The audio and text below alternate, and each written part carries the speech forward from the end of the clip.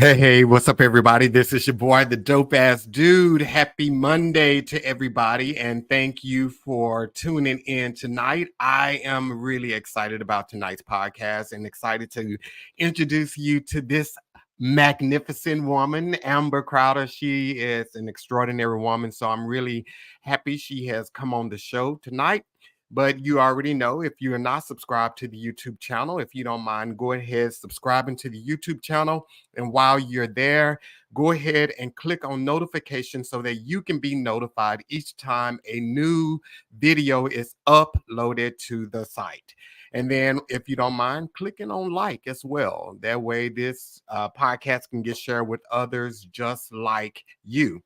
And then if you are on the go, we are on Apple and Google Podcasts, as well as Spotify and iHeartRadio. Again, that is Apple and Google Podcasts, as well as Spotify and iHeartRadio.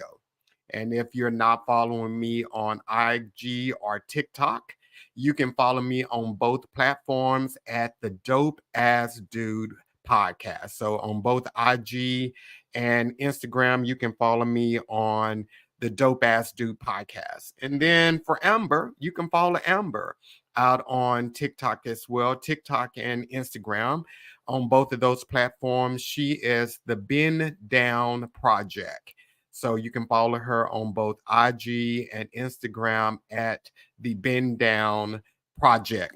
So tonight is like an extraordinary night, and everyone knows, if you watch the podcast, you know that I am big on divine connections, and I believe God connects us with people for bigger reasons than what it may appear at that moment. And I met Amber maybe a little bit over a month in Jamaica. And once I met her, I sat there at the table. And the first night, I was just so mesmerized by Amber and how she could narrate food. Like, so I love food. Everybody know I love food. And I never forget, Amber was talking about some restaurant in LA. And no lie, I was sitting there and I just kept asking her like questions when she was talking, because I wanted her to like continue to talk. And she can narrate like so amazingly well, like for real. Like when she was talking, and you could hear the ground beef cooking in the skillet as she was talking. That is like how good of a storyteller she is. And I even told her that night, I was like, you right, might need to get a job at like Food Network as a narrator, because you're just like amazing. So I'm just excited for her to be on the podcast tonight. And I'm not going to tell you guys about her because I want her to introduce herself to you. So let's go ahead and bring Amber on out. Amber, what was for dinner tonight? Oh, hello, hello. Well, tonight, so fancy tuna, tuna fish, Well, Amber, thank you for coming on. Thank you for coming on. I really appreciate this. So tell us a little bit about yourself. So, my name is Amber. I'm originally from Los Angeles. So, obviously, I love food, I love to eat. And I currently live in DC. I came out here to go to Howard and I never left. I kind of fell in love with the city. One of the things that I really liked about DC when I came out here was the amount of Black people that were here, but also just the amount of Black people in power that were just doing it and, owning businesses and running things and in charge. And I was just really impressed with the city. So I stayed. And how long have you been there? Oh, that's gonna delve into my age. Um, but I have been here now longer than I lived in Los Angeles. So Oh yes. wow. Wow, Mhm. wow, wow. That's pretty sure. So like so comparing Los Angeles to DC, like which one do you like the best? Um, they're two totally different places, right? So I love, like, one of the things I like about LA, like, obviously, was the weather, but the weather is changing, right? I mean, all over because of climate change. Yeah. And, growing up though, it was always about 70, between 72 and 75 degrees, sunny, no humidity, and then it would cool down at night, kind of like desert weather. And we would have a lot of droughts because it didn't rain. But it was great for playing outside. It was great as a child, and as a teenager. And then here in DC, though, I really like winter. Winter clothing is my favorite. So I was able to really kind of get into that for moving out here, seeing like my first snowfall. Like I have a video of my freshman year, like on my camcorder. That's also going to age me a little bit, recording the snow falling. So I was like mesmerized. So, Wow, wow, yeah. wow. Now, do you Mhm. think you would ever move back to LA? Maybe later, you know, in my when I get a little older, perhaps. I really just want to move out of the country, right? Like I'm gonna absolutely become an expat. As soon as my child turns 18, I want to be out, right? Yeah. But I'll always have a place in Los Angeles. I'll always have a place in DC. And then wherever I decide to, move abroad. Wow. Wow. So guys, I Mhm. have to share one like amazing thing that I just loved about Amber when I met her there. Amber showed us a picture and it was her grandmother as a kid. Like, I mean, I don't even think she was 10 years old on the picture, but it was someone other than her grandmother that's very special that was on the picture with her. Amber, tell them about that picture because I was like blown away when I saw it. So my grandmother grew up next door to Martin Luther King Jr. on Auburn Avenue in Atlanta. My family donated the house to the city of Atlanta years ago, and she just grew up knowing him. So she maybe was like about a year older than him. Like she went to Spelman, he went to Morehouse. She always called him ML. So it's a photo of her at his 6th birthday party. And it's her and her sister in the background of the, birthday party. So it's kind of a cool photo to have. And my grandmother actually told me that when he was experiencing a lot of death threats and things were getting really hot for him, he called her and he was going to go and spend some time with her and my grandfather out in Los Angeles to kind of lay low, you know. But then unfortunately, he never made it. So, Yeah. yeah. Wow. Wow. And Mhm. that is like so extraordinary to, be able to even tell that story about your Mhm. grandmother and how she, was friends with him and then how he trusted her because to go stay with her, that meant he trusted her. And that was like pretty extraordinary as well. So, Amber, you come from like a real rich heritage there.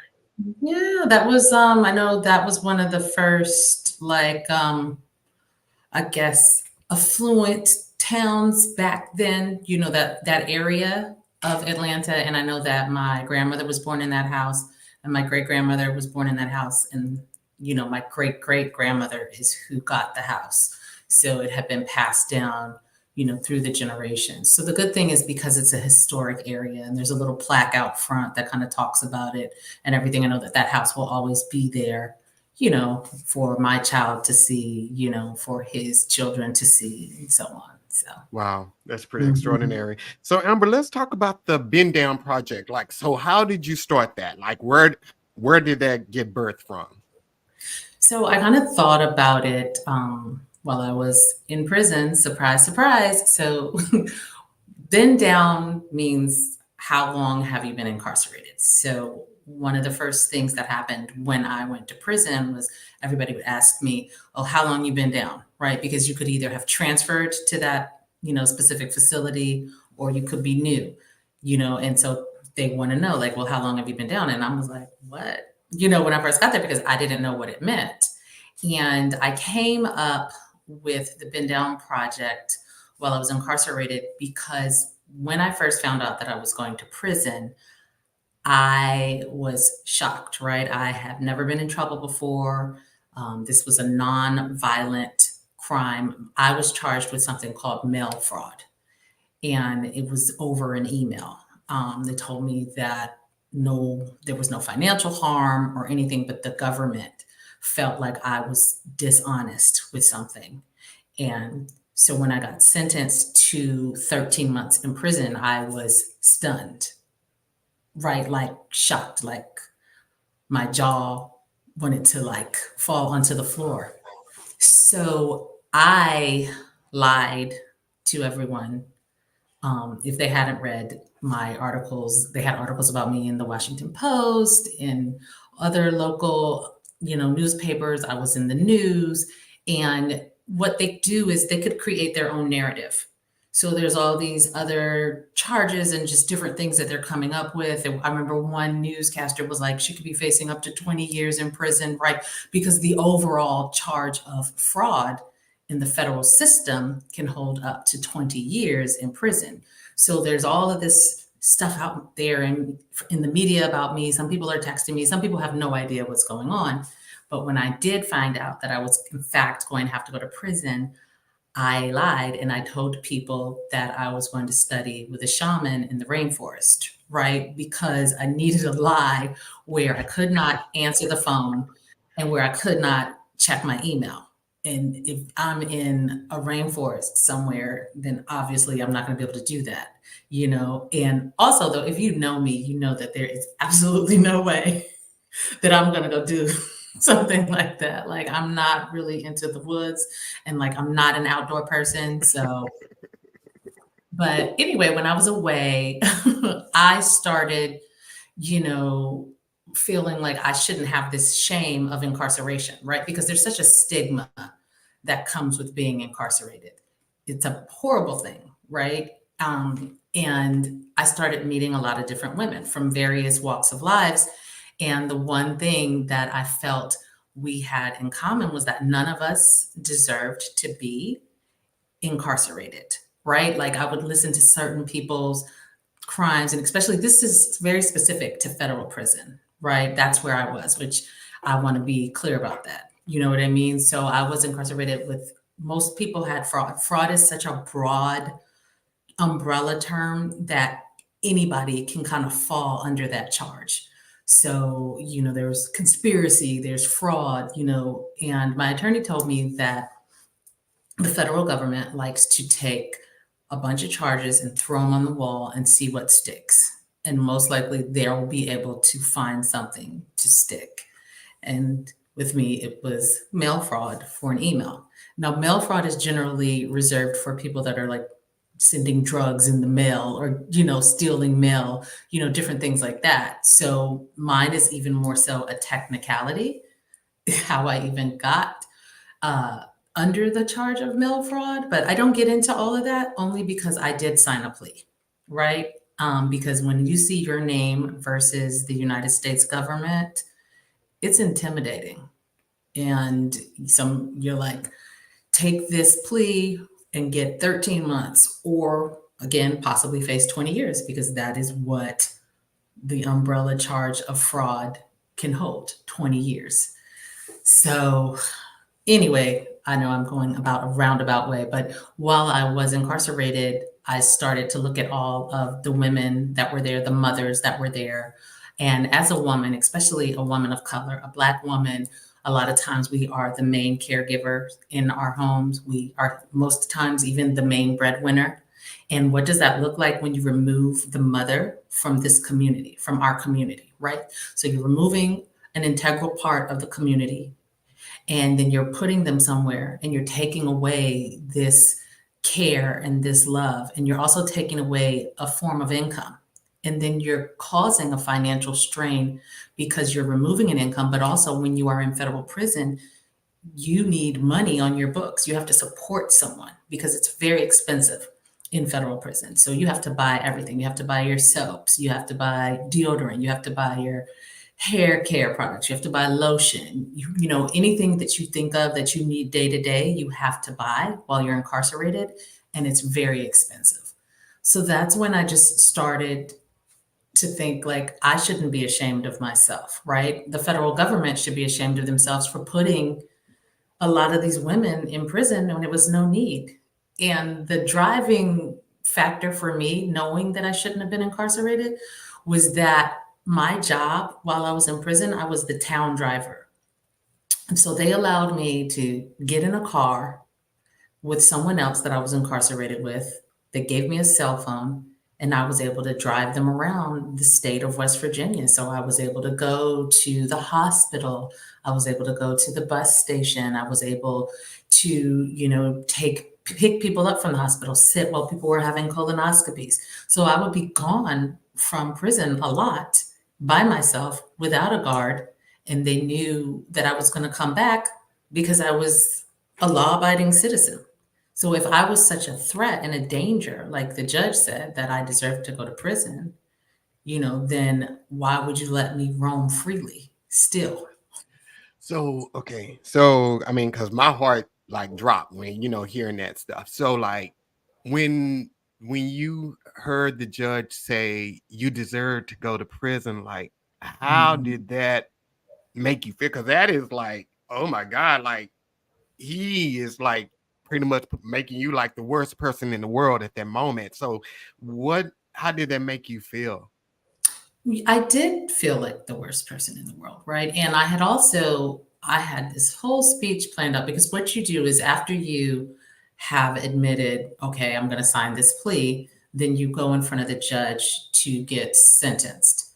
And part of that is they want to look at your character. So I had probably about 50 to 100 character letters people wrote about me, sent it in to the judge. And then also I had people come and speak on my behalf, right? I had a child psychologist come to talk about how incarcerating a mother doesn't only just impact the mother, it impacts the child, right? Because my son at the time was 3. And then I had, a judge come and speak to me. Some attorneys came and spoke for me, saying that I was a good person. And we were only asking for alternative sentencing. So maybe like instead of sending me to prison, maybe getting an ankle monitor or maybe staying locally at a halfway house, somewhere that didn't put as much of a strain on my family. But none of that mattered. The judge looked me dead in my eye and he said, I think you deserve to go to prison. And this is also following, I don't think you intended to do anything wrong. This is also what he said in the trial, but then you feel like I deserve to go to prison. So it was a lot to deal with, Yeah. uh, to say the least. Yeah. Wow. Hmm. So, wow. So, okay. So, I know you said in the very, very beginning when you first started telling people about it and everything, you lied about it and everything. So, how did you come back and correct that? Like, how did you come back and tell them the truth? Or was it after you got out of prison or did you do it while you were in there? No, so obviously there were some people that knew where I was. A couple of close knit friends. And I do want to say that I had so much support while I was incarcerated. Just the amount of people that came to visit me and just made sure that I had money on my books and that just looked out for me. It was such a blessing. And I'm forever grateful for that. But when I got out, I knew that I had to kind of own my situation if I wanted to ever do anything. I could not sit and stand behind this lie, so Yeah. I knew it was important to come out and create my own agency. And this is my own narrative, right? Because other people are going to tell your stories. The media had already made up stories about me. They're still on Google to this day. So I knew that I needed to come out and tell my truth. And this is what happened, and also I felt like if it could happen to me, it could happen to anyone. Like it's still shocking to me because people always say, oh my God, I would never thought you went to prison. You don't look like you went to prison. And I'm like, well, what does someone who was incarcerated look like? Is it that stereotype? You think I'm going to have like teardrops coming out of my eyes, tatted up? You know what I mean? Or just different things, and all the women that I was incarcerated with were beautiful, beautiful women, especially now a lot of them are no longer incarcerated, which is so great. And, just looking at them and following them on social media and speaking to them on the phone, like everybody is thriving, which is good. And that was one of the things I wanted to do. I wanted to celebrate people that were incarcerated because coming out of prison, you don't understand how difficult of a transition it can be. And so for me, it was while you're incarcerated, you are a needer. right? I need you to email me. I need you to write me letters. I need you to send me books. I need you to send me magazines. I need you to put money on my books, right? I need, right? Because you can't do anything for yourself.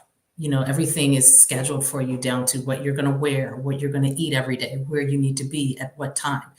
You don't have any responsibilities really while you're incarcerated. And so when you come out, you immediately have to transition from going from a needer to being needed, right? My son needed me. My spouse at the time needed me. My business needed me. My friends needed me. Everybody needed me.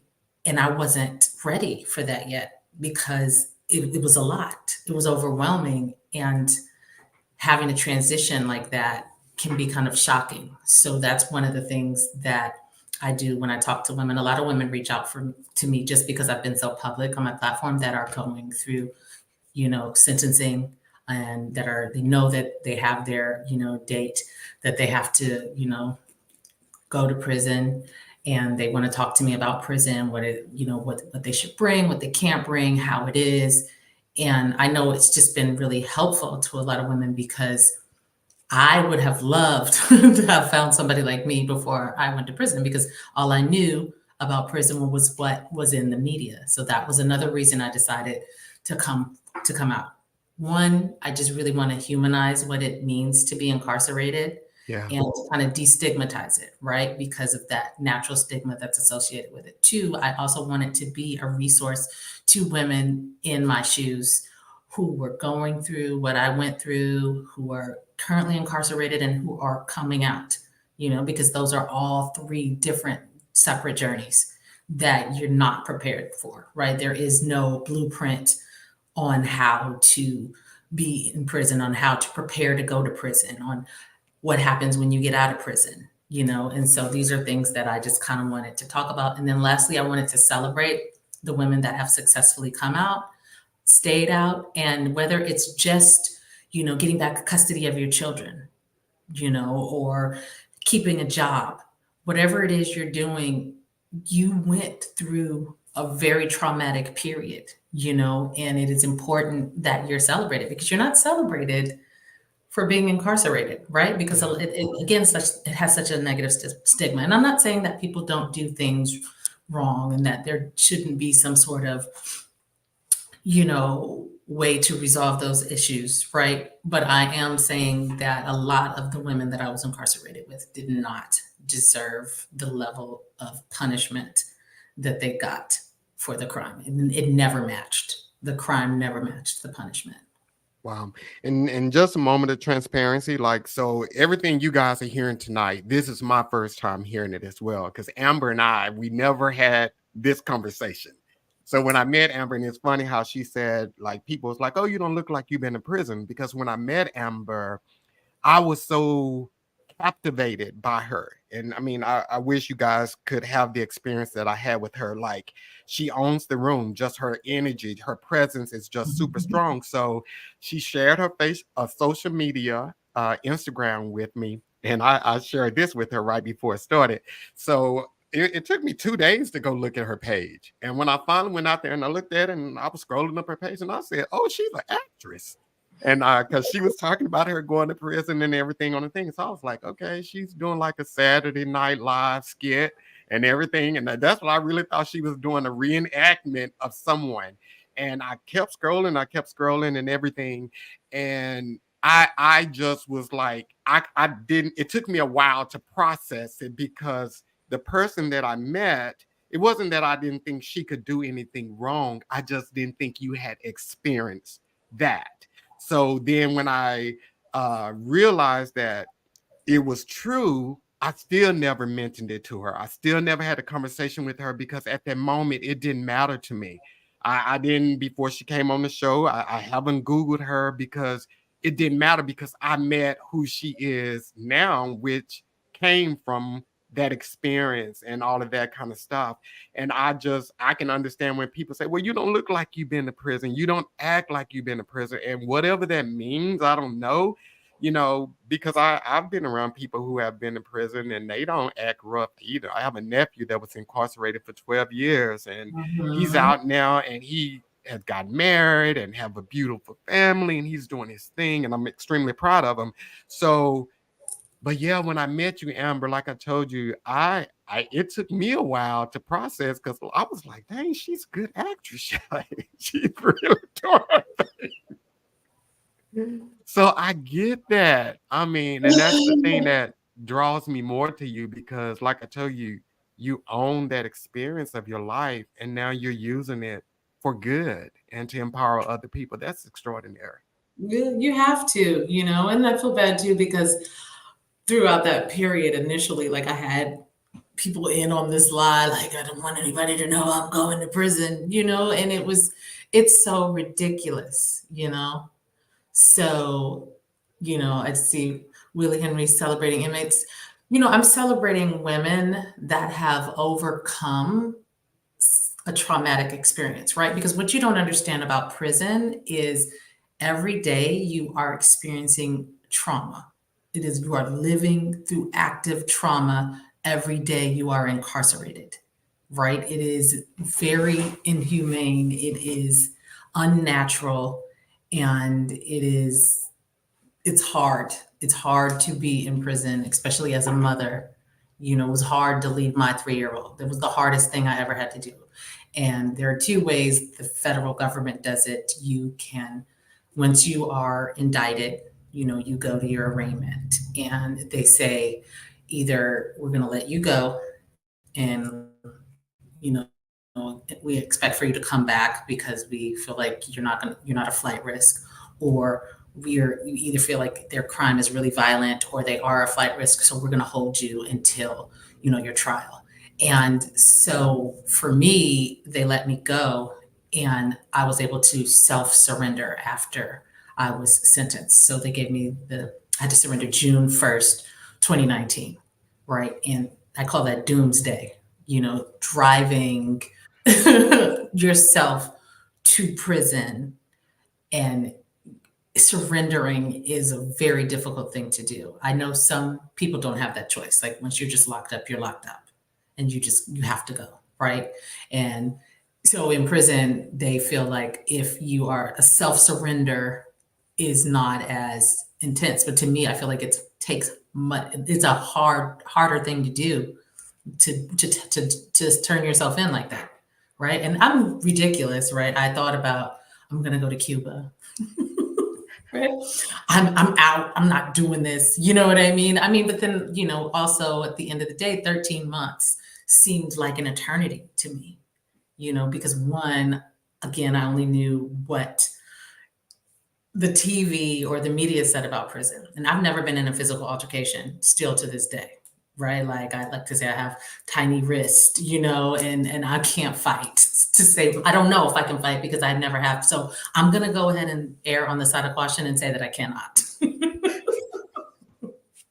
And so there was that worry. And then, you think about there's a ton of prison rape stories that you hear about, even from guards and, people that are incarcerated and, same sex. There's just a bunch of different things that you hear about and it's scary, so I just didn't know what to expect. And there's that fear of the unknown. And also, the feds were investigating me from 2011 until 2019. Okay.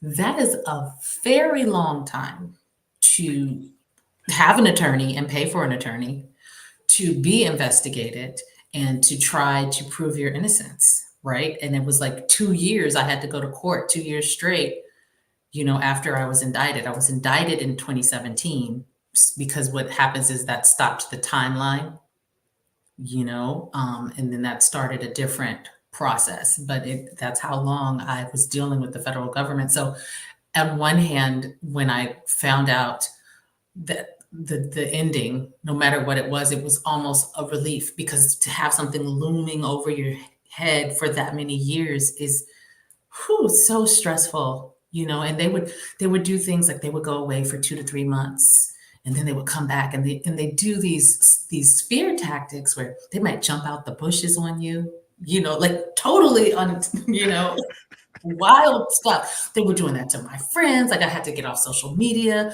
They were just anybody that I was friends with on social media, like they were going after anybody. And it was crazy. I need to talk to you. This is the FBI. We need to talk to you about Amber Crowder. Imagine that happening to you just because we're friends on social media, and you're like, whoa, so you lose people in your life too. I lost some friends because of Yeah. this situation. Mhm. So how did you initially find out that they were investigating you? Did they let you know, or had they started and then you found out? Like, how did you find that part out? So they would call me, and they were like, "Hey, this is the FBI. We really need to talk with you about something." And I'm like, "Okay, well," because I didn't know, like I didn't know that. Then also this incident that they were even wanting to discuss had even happened years before. So I'm like, well, just come talk to me at my job. They're like, well, we don't want to embarrass you and come up to your job. And I'm like, what are you going to have your guns drawn? Like, how, you know what I mean? And I was like, it's okay. My job at the time, I was like, I have to meet with a lot of police officers anyway. So it won't be a problem. Like, you can just come, everything will be okay. And, you know, Wow. they wouldn't, but they got to my co-defendant first, and she was like, "We need to get attorneys." So that's kind of what happened. Oh wow. Like if they was doing that kind of call, they would probably get cussed out on my phone, because I think they like some scammers these days. Like it's Right. like, how do you identify if they're a scammer or are you for real? It's like, But wow.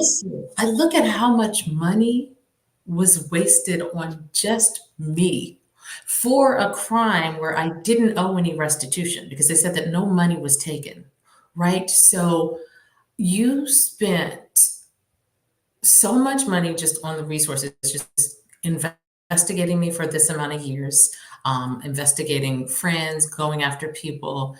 Also, they put me on administrative leave from my job where I was still receiving my full paycheck and full benefits, which is another waste of taxpayer dollars, right? Then they, when they even came to indict, like to arrest me the morning, they came at 6:15 in the morning because legally they can't come before 6 a.m.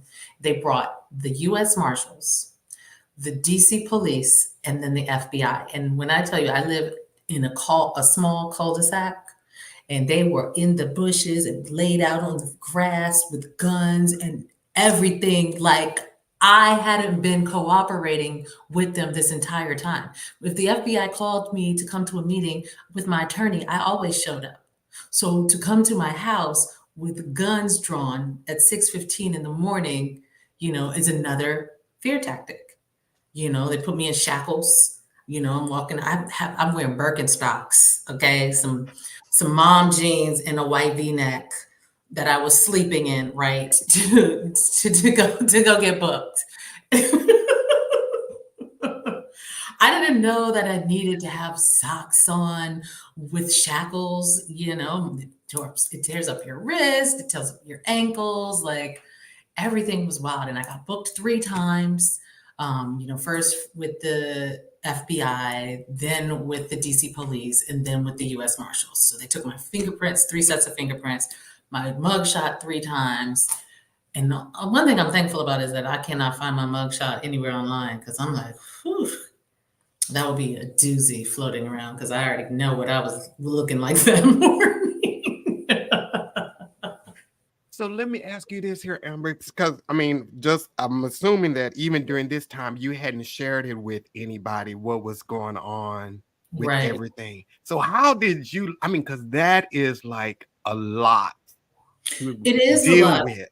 It's so much, and that's I had to start. I started therapy, right? And so shout out to therapy because it is so much to deal with. Because a lot of people are like, "How did you handle it?"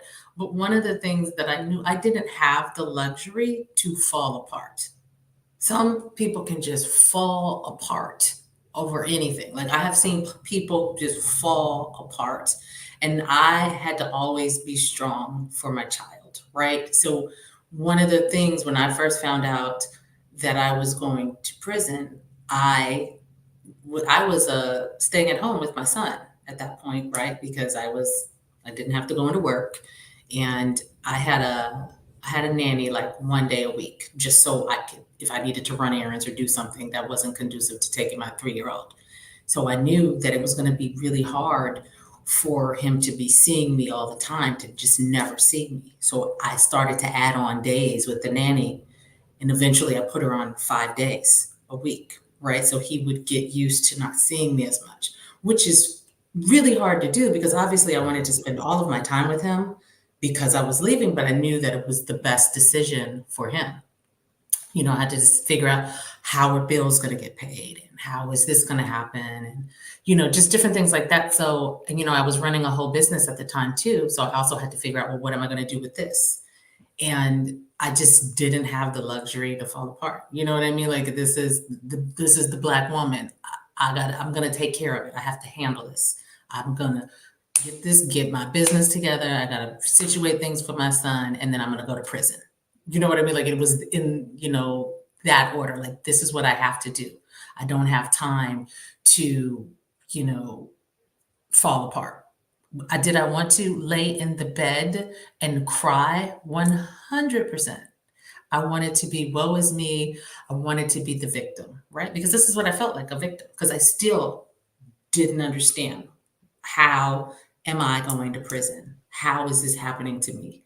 What did I even do wrong? Because I always felt like justice was going to prevail originally, because everything they said I did, I didn't do. So it was confusing to me, and it's so funny. I always would read, or watch Law and Order, and I'd be like, I would never, ever, sign something saying I did what I didn't do. But again, when you're facing 20 Yeah. years versus 13 months, you Yeah. do what you need to do, you know? Yeah. Yeah. Wow. Wow. That is, it's like, like I said, just to think that you were dealing with all of that stuff in silence because you didn't tell anybody everything that was going on. And then all of that stuff, walking out of your place and they at gunpoint, they pointing guns at you and all of that. Mhm. That's Mhm. a lot. That's a Yeah. lot. Wow. Amber, you're like, extremely strong. That's evident here. So let's talk about, now let's just go ahead and just shift. You're in the walls, you behind the Oh, fence and everything. So you're in prison. So one of your videos said like, because I watched a lot of your videos and it talks about the book limit. Like, I think y'all had like only have 5 books in your cell and all this other kind. You had no. 20. Like, what other type of crazy? So everybody that's listening, well, I'll let Amber tell it. They have a limit of books they can have in the cell. So tell us about that, Amber. So because your cell is so small and you share it with somebody, so everybody has a locker on the wall and then a bin. So you keep your toiletries, and then you're allowed to have certain things in there. So what they in prison, anything that is beyond the limit or that is not allowed, it's called contraband, right? So that's anything that you're bringing onto the compound that you're not supposed to have. If you're sneaking something in through visitation, or if I have more than 5 books in my locker, it's considered contraband, and they can take it away. And then sometimes you can even receive an additional charge, or you can get a shot, which could extend your time in prison, right? So when in federal prison, when you start off, you get your good days off the top. But if you have an infraction, they write you up, and then you can get some of those days put back on. And what I was never trying to do was stay in a day longer than what I needed to stay in. And so all I did in prison was knit and read, right? I didn't watch TV. I didn't even buy the device for watching TV. And I didn't have anything, a radio. So I would write emails, read, and and knit. Like that was my therapy. Knitting was my therapy. It got me through prison. And I had a ton of books. Like everybody was sending me books. Like I said, I had a lot of support while I was incarcerated, so I got a lot of mail, and probably I would have anywhere between 30 books at a time, right? And so what happens is the guards will come in and do a shakedown, And that's when they're checking your cell to make sure you don't have any contraband in it. So I'm freaking out because I have more than 5 books. And I'm like, I don't want to stay in prison any longer because if they catch me with these books, I'm gonna get a shot. And like, you don't know, right? They could, maybe not, but it wasn't a risk that I was willing to take. So I'm running around to everybody, like, can you hold some books for me? Can you hold some books for me? How many books you got? Can you hold these books for me? And it's like like I was a slave on the in the plantation, like master won't catch me reading, you know what I mean? So it's asinine to me because if I'm reading, like I'm not causing any harm, I'm not out here fighting, I'm not having any altercations, like just let me read. Just let me read my book on my bunk. So it was stressful, things like that. Like I was talking earlier just about just the things that you stress out about while you're in prison. While I was the town driver, one time I got pulled over by the state trooper, right? So I'm incarcerated, driving by myself. It's like 5 in the morning, and the speed limit was about 70 there. But when you go into a construction zone, it drops immediately. So I was slowing down, but I hadn't slowed down enough. And the state trooper was waiting right there in that construction area. And he pulled me over almost immediately as soon as I crossed over into that construction zone threshold. And so he pulls me over and I start to freak out. I was like, what if I go to jail while I'm already in prison, right?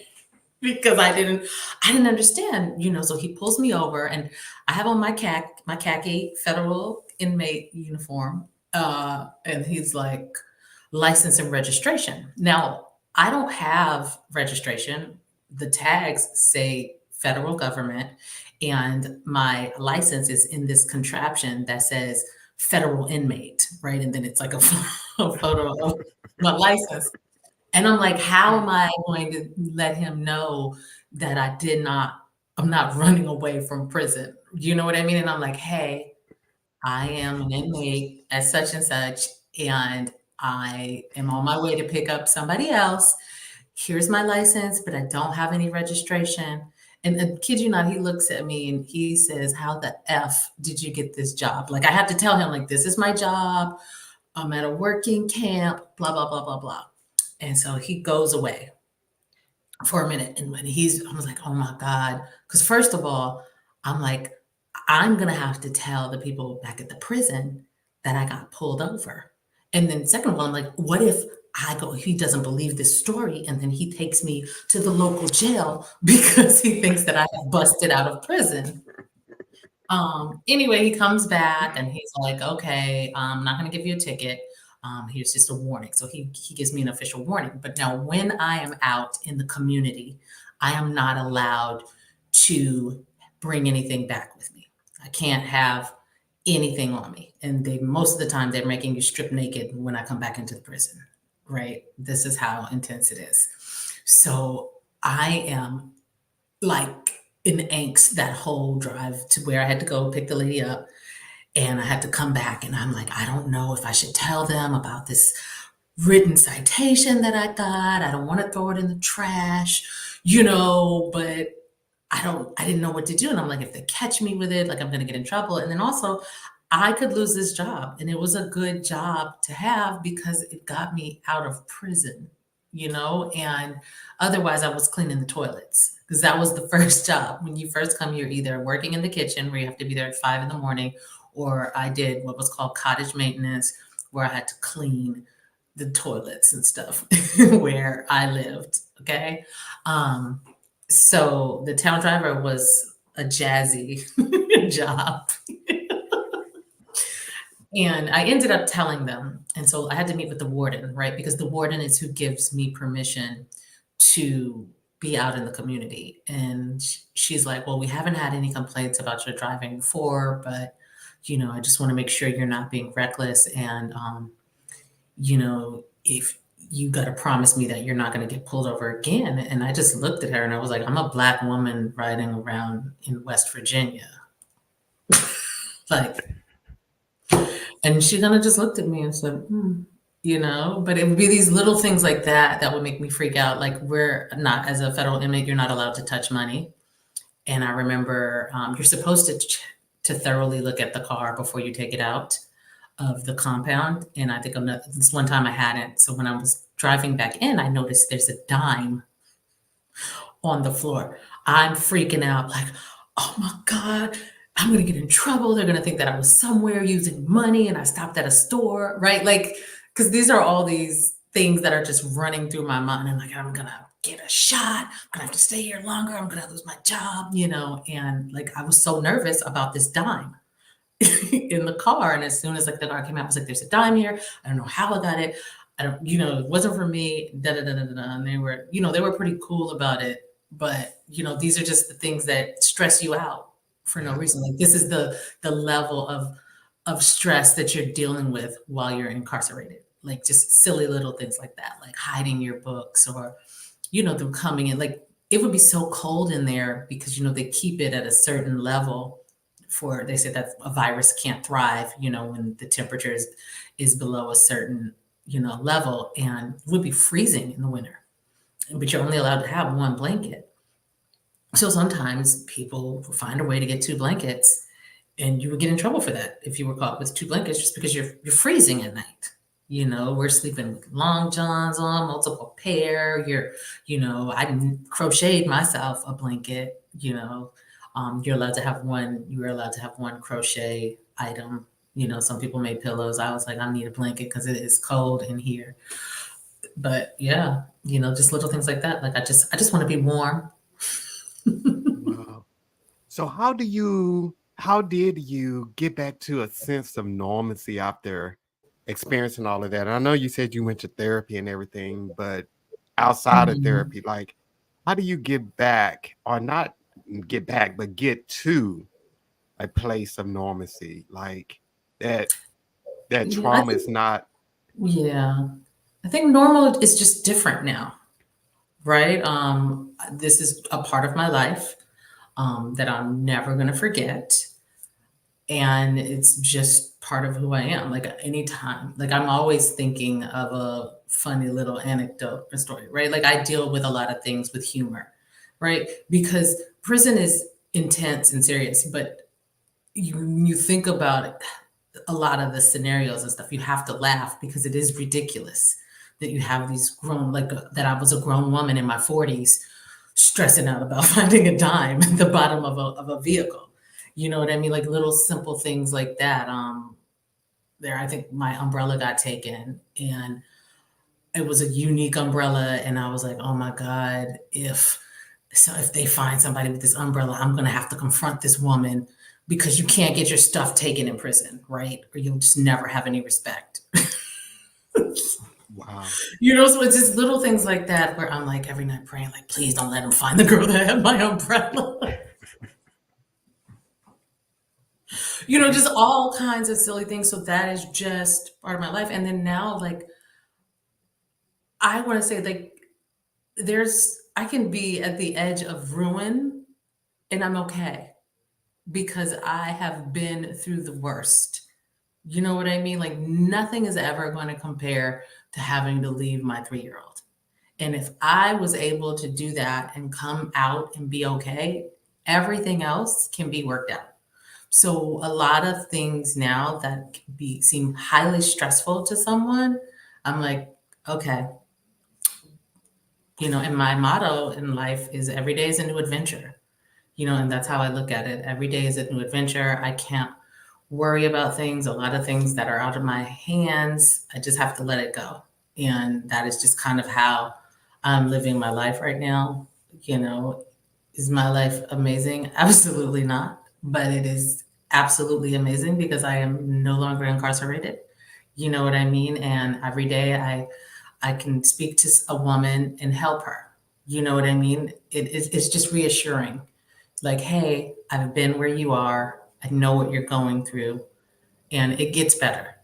I was like, it's going to feel like the end of the world. It is. And I was like, and it's probably going to be the worst experience of your life, but you're going to be okay, because everything always works itself out. It may not be the way you wanted it to, but it does. Yeah. you know. And I saw one of your videos, and you said that you had to grieve your career. Mhm. So did that process happen before you went in, or did it happen after you came out and you realized for real, I can't go back to the career that I had? Like, so when did that grieving happen, before or after? It definitely happened after, Hmm. because while you are actively in prison and in trauma, like I was just trying to get acclimated to this new way of life, right? Because it's so many rules in prison. Like you can't walk on the grass, you can't here, you can't do this, you have to be in by this. This is, and none of it really makes sense. It's just to make you get in line and to follow and be in order. You know what I mean? And so like I remember I almost got the compound shut down like my second day there because I couldn't hear my name being called on this loudspeaker while I was in the I was in the dining hall, and the counselor was calling me and I couldn't hear. And, when I got back to, where I lived, they were like, "Oh, you in trouble?" Like, and I'm like, "What?" Because you don't want to hear that when you're in prison. I'm already in trouble. That's why I'm in prison. Right. And then you don't want to be in trouble in prison.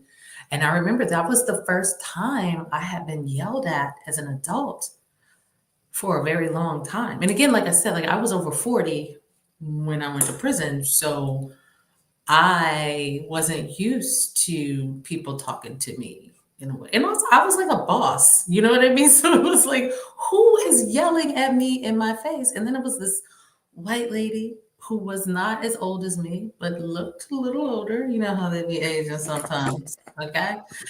And no, but and she was like, "I almost shut the compound down for you. Where were you?" And I was like, I mean, who is this? And you have to catch yourself, right? Because you don't want to start off on this wrong foot. But it's also like, ma'am, who are you talking to? So sometimes when somebody's acting a fool, one of my immediate reactions is I just shut up and I shut down. Right. And it takes a second for me to be like, what's happening here? Like, why are you yelling at me? And, it actually worked with her. And she was like, well, you seem like a nice person. She was like, but you got to be careful and you got to listen. And I'm like, oh my God, who is this woman? Who is this woman? Wow. So when you got out and you grieved the whole process that you couldn't go back to the career that you had, Right. how did you get to the place where you started creating your new, because like now I know you're getting ready, you have a business, you're getting ready to in the future open up the coffee slash bar thing. So how did you get to that place where you are like, I'm gonna create this new path for me? Like, did that take a while? Uh, Not a while, but it did take me just understanding what the label felon meant, right? Mhm. And even still, I am experiencing backlash from it. Like I remember, I even just looked like I can't drive Uber. It's just so many things that I cannot do because I have this label felon. And and this is a label that is going to be with me for a very long time. And people still look at me in different ways, because I have the label felon. So I just knew like if I wanted to do anything and be successful, I had to do it myself. I had to, do it for me, right? Because it's hard to get second chances, and even in situations where you do get a second chance, people are still going to always doubt you. They're always going to second guess you, because, I went to prison, and I'm a felon. And a lot of times people don't understand what that means, especially in my case, right? And I get it because before I was incarcerated, I didn't think about anybody who's incarcerated. And and I may be like, they went to prison. Because you just think like, oh gosh, what does this mean? You think that it has to be something super heinous to go away to prison. You know what I mean? And it doesn't.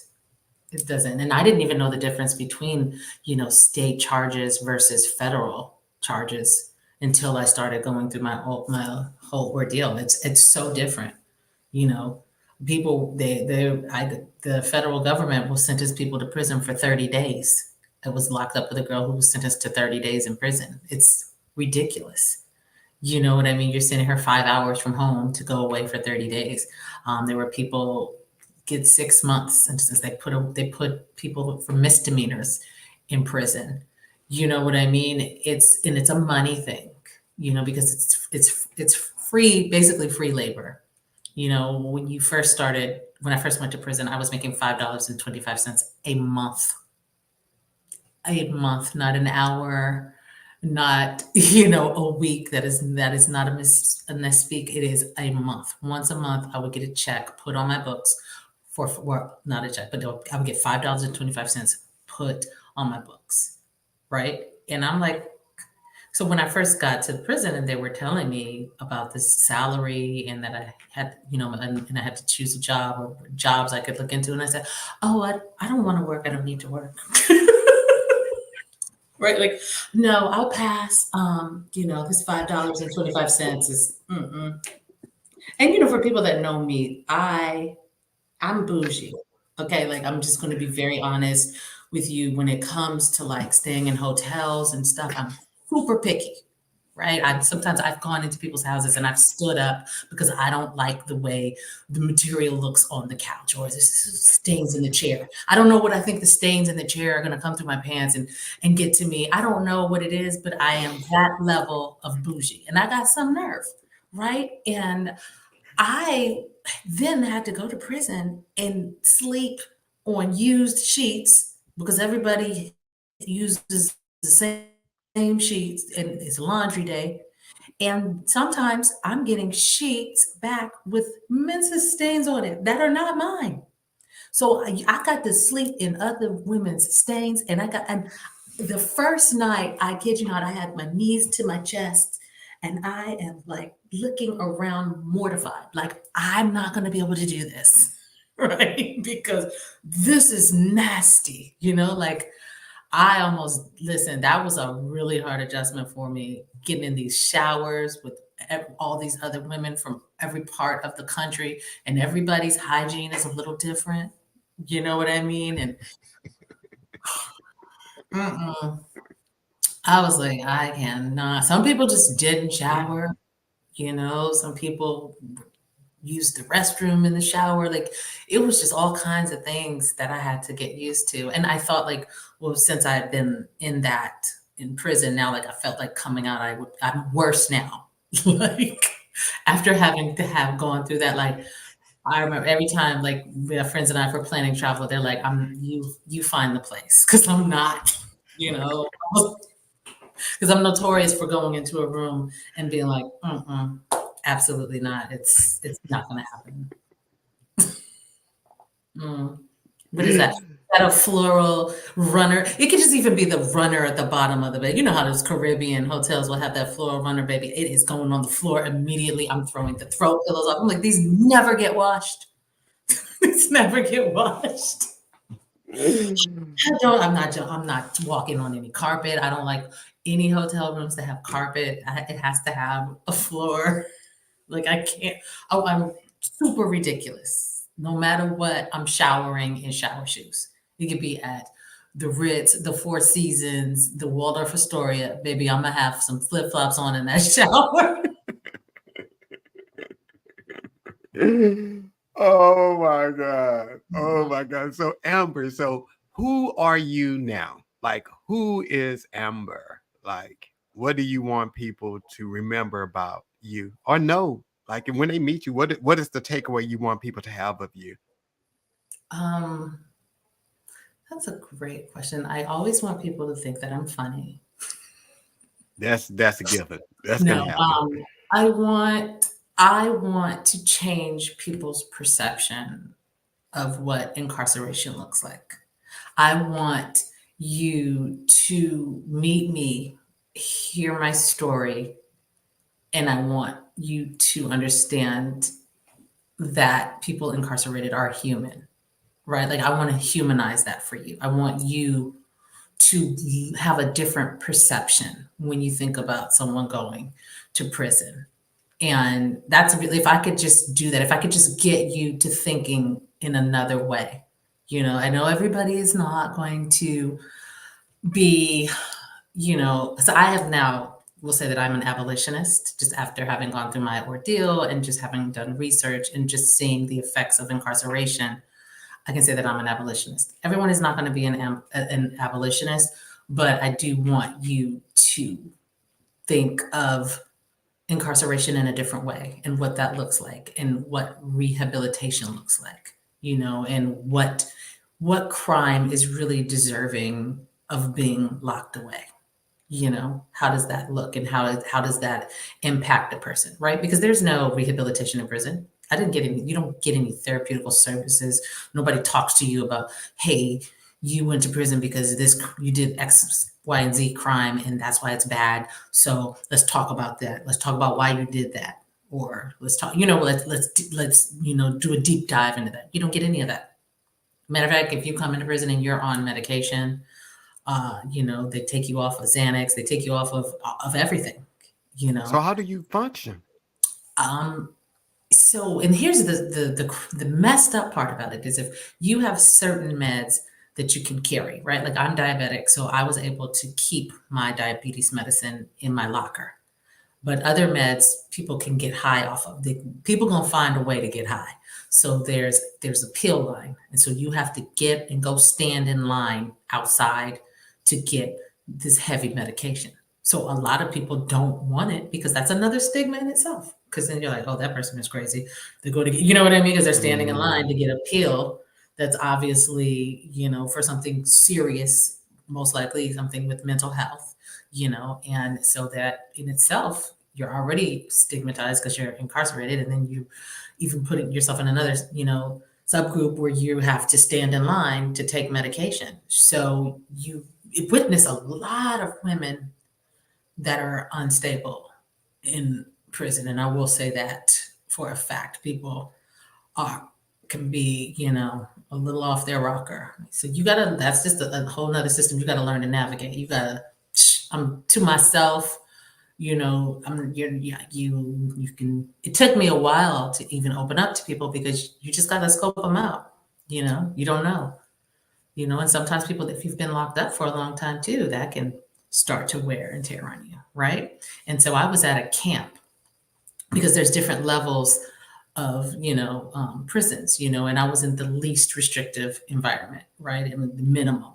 So there weren't any bars. It was just a huge compound that the women stayed on because if you leave or you have a charge, that's like an automatic 5 years added to your sentence through the federal government. So, you just kind of can work your way down from a maximum security prison, because you've been locked up for maybe 20 to 30 years. And so they can put you at the camp because you're older now. Like, this is where you come to retire, or this is for, super nonviolent offenses, first time offenders, people who aren't violent. And so this is the camp. This is where I was incarcerated.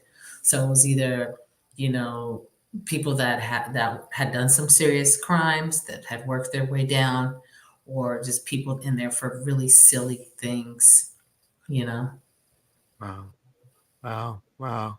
Well, like I shared with you before, Amber, like after, I met you, I left Jamaica inspired because of you, and not because of what you done, but it's just like when I see you and I saw you then, it's like you haven't allowed your past to, you're not chained to your past, and you're not allowing it to prevent you from moving forward. And I understand, like you said, there are still some challenges because the whole felon thing, but even Mm-hmm. with that, you're still not even allowing that to stop you. So that's a testimony, like within itself. I mean, Yeah.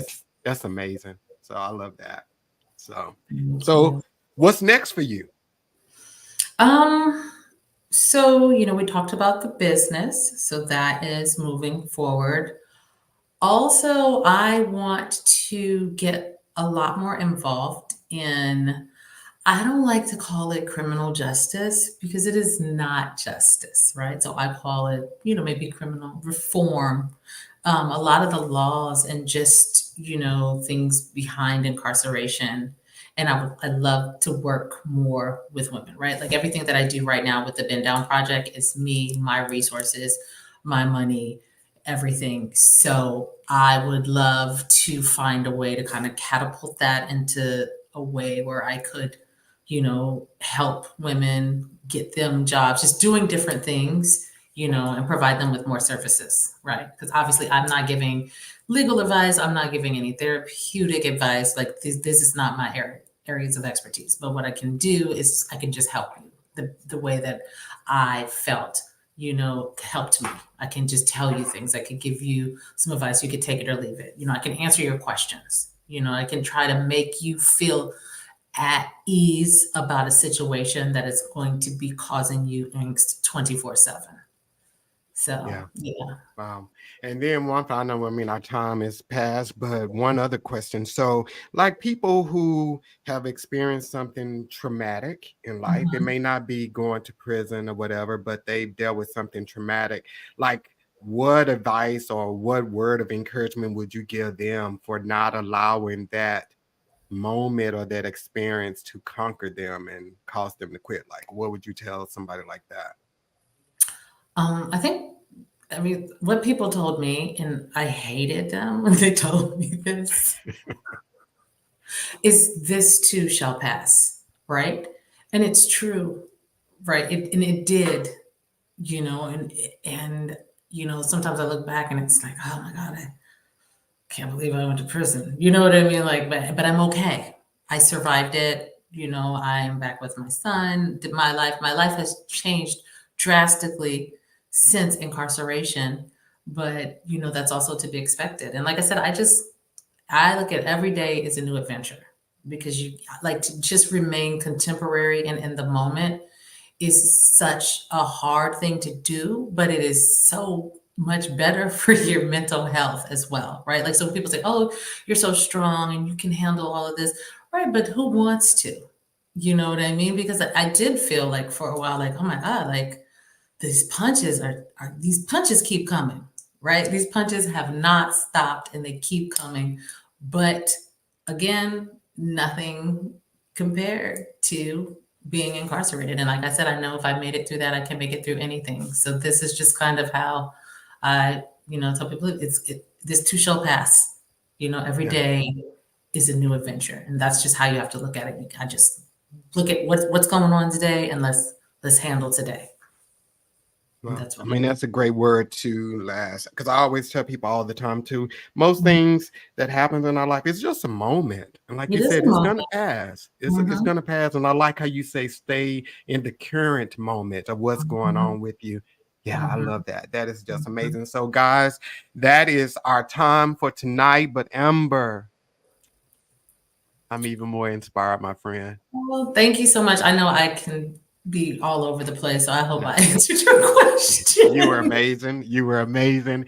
And everybody, so next week is Christmas. So we won't be here, no podcast next week, but do come back on January the 3rd. So we're kicking off 2024 with Bartiz. You guys may remember Bartiz. He was on Netflix, Love is Blind. And a lot of you women hated him because he left the girl standing at the altar. But he's my guest for the first episode of the year. So we're going to kick it off with him. I'm excited to have him. So make sure you tune back in.